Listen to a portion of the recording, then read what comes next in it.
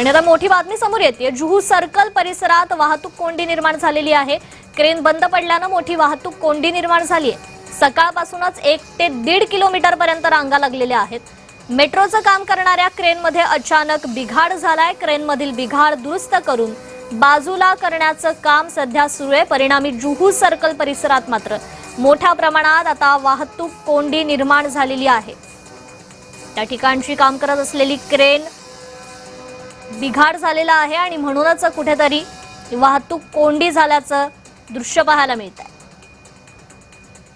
अधिक अपडेट घेऊयात आपले प्रतिनिधी महेंद्र जोईल यांच्याकडून। महेंद्र, खरं तर मोठी वाहतूक कोंडी त्या ठिकाणी निर्माण झालेली आहे, अधिकची अपडेट काय?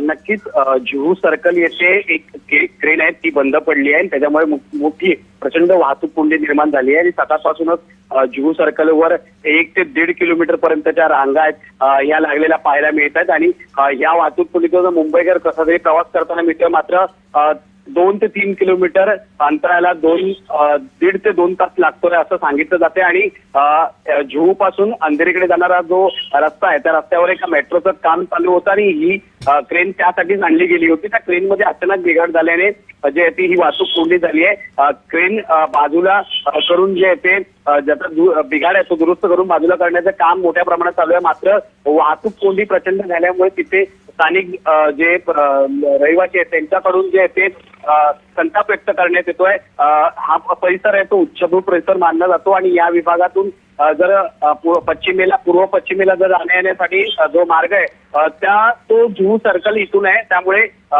मोठ्या प्रमाणात त्या ठिकाणी वाहतूक कोंडी झाल्याचं पाहायला मिळतं। अगदीच महेंद्र, खूप खूप धन्यवाद आपण दिलेल्या या अपडेट संदर्भात।